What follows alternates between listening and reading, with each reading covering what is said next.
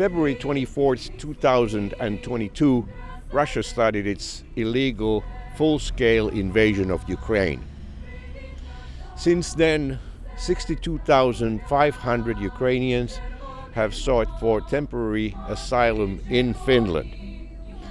I'm standing today at the Karelia House in Helsinki, and there's a Ukrainian event about to start. Let's go inside and ask Ukrainian refugees how they are getting on in Finland after 2 years and what their hopes for the future are.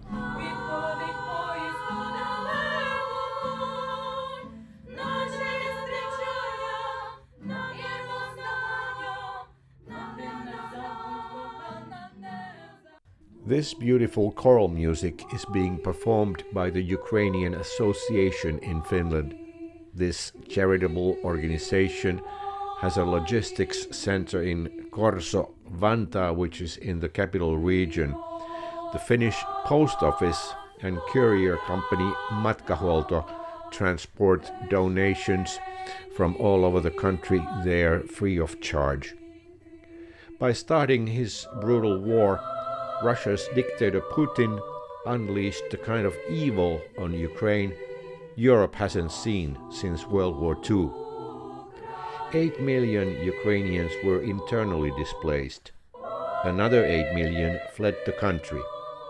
So many tears and goodbyes. Nadia Matsimyk helps Ukrainian refugees settle in Finland. The main purpose is just to retain our Ukrainian roots and remember our culture, traditions, on top of this normal scouting activities. So we started with history lessons so that our kids would learn something about Ukrainian history. Because for me it's very important that my kids also know where they're coming from, their roots, their culture, and have this connection to Ukraine. Families that have just arrived from Ukraine are starting out with nothing in a strange country. Their questions are very basic. How to get food, clothing, an apartment, work, where to study Finnish, how to further one's own education. How does the taxation work? How to get medical care? Questions about how everything works and how to live in Finland. Ukrainian families may be first placed to live with Finnish families, sometimes in other parts of Finland than the capital region.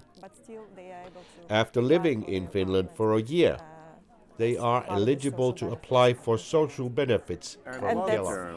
How about long term? If they want to stay in Finland, are they able to stay in Finland long term? I think so, yeah. Well, temporary protection has been already extended until 2025 officially, but of course it depends if you get the permanent job and you have grounds to stay. Obviously it will get extended according to your grounds. Thank you very much. I ran into this Finnish-Ukrainian couple, Romeo and Juliet, or in this case, Sofiaa and Otto. And they have a story to tell. And Sofiaa is from Ukraine, from central Ukraine. And she's going to talk about how she ended up here in Finland. How did you meet? We met at a restaurant actually, in the Helsinki city center. It was her first time going out in Finland actually, 1 year after. And you were out because? With friends, yeah. We went with two Ukrainian girls and then also with two Filipino girls, because that time I used to live with my homemate was Filipino girl who used to work in cleaning with me. And I guess you two fell in love. Well, not immediately. Not immediately, but yeah, shortly after. Yeah. Yeah, Otto took my number and then we he texted me, and then we planned like the first meeting, which was a date, and then slightly we started to like fell in love, I think. Yeah. Well, you have at least one thing in common, which is music. Yeah. Tell me about your music. I'm a professional singer, so music used to be my hobby, and now it's professional. I don't do like music so much here in Finland because my full-time work now as a project planner in culture department, but it's still connecting to like music and doing music. And I have one Ukrainian group, a children's choir group, which I'm leading in Ukrainian association, and then I also take part in some choirs, and I sing when I can.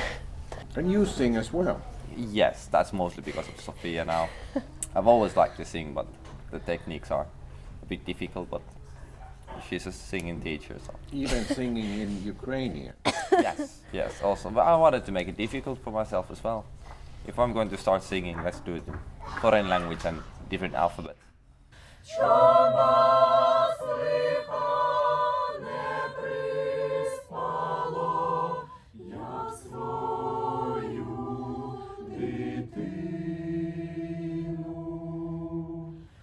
So, Sofiaa, you come from central Ukraine. Yeah.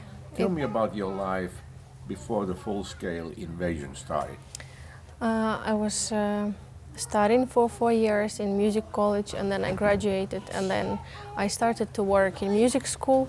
So I was working in music school almost 1 year. I was teaching music, I was singing also in some events, and my life was full of music.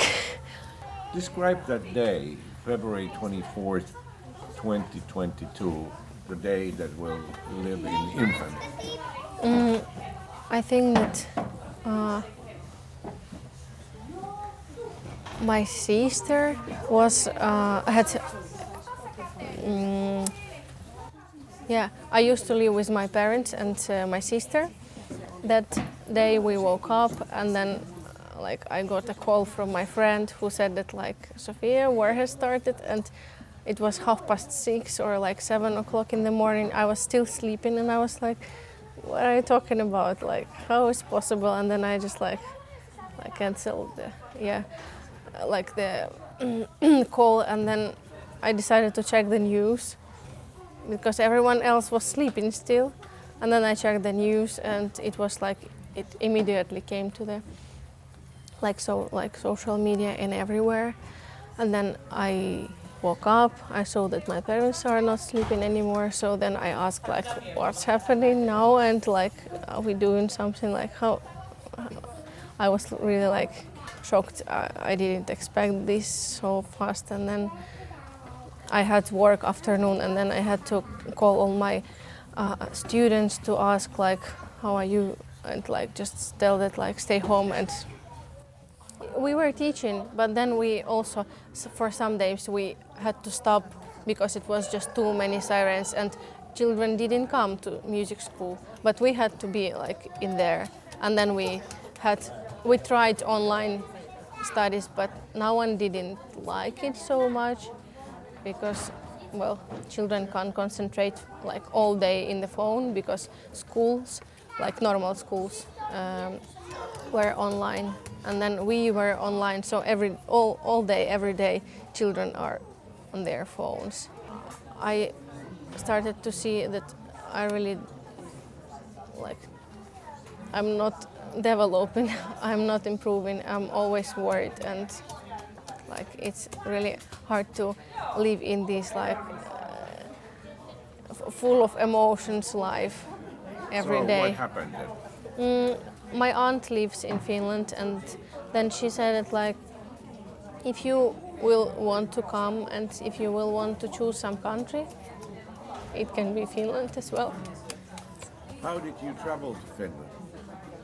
I took a bus. You stayed with your aunt for a Yeah. And then? And then I found work. My aunt helped me to find the work, and I started to work in cleaning company. In few weeks I came here because as we got this temporary protection, we had already right to work, and then I decided that maybe I will work for a while and then decide, do I want to study here, do I want to study language, because I wasn't ready. I know it's a silly question, but how have you acclimated? Is it very different here in Finland to what you were used to? It was super different when I came here. Everything was really unusual and unclear, and really like, for example, even like the temperament of people. People are different. What way? I can't say that like Finnish people are cold or like unemotional, but they are more calm, much more calm than Ukrainians. We are very like emotions, like, and temperaments people. And then in here it was like just very, very calm, very slow. And then step by step you get used to this system. Like first few months I would say that like it was hard, especially it was months when I was waiting for my documents, waiting for my bond card, when I couldn't get salary. It was so slow. Everything was just like, why you are so not like doing anything so fast? Can you do this just immediately? But no, it doesn't happen. Now it's much more usual, like about the life in general here. I know how system works. I know a lot of like places, and I have been studied language, so I understand also like some like science or like these small details what you have in everyday life. It's much more like comfortable here since that time when I came, and also I got to meet a lot of people, a lot of Ukrainians and also Finnish people who were like really kind, friendly, welcoming for me. So they helped me to integrate and like accumulate here. Did you start studying Finnish? Puhutko suomea? Kyllä, puhun vähän. Ei töissä, mutta jos se on pieni asia. Are you still working for the cleaning company? No, I work for City of Espoo now. Doing what? I work in culture department as a project planner. We plan different like projects with Ukrainians or for Ukrainians in Espoo city and also capital area. Now your future plans and hopes.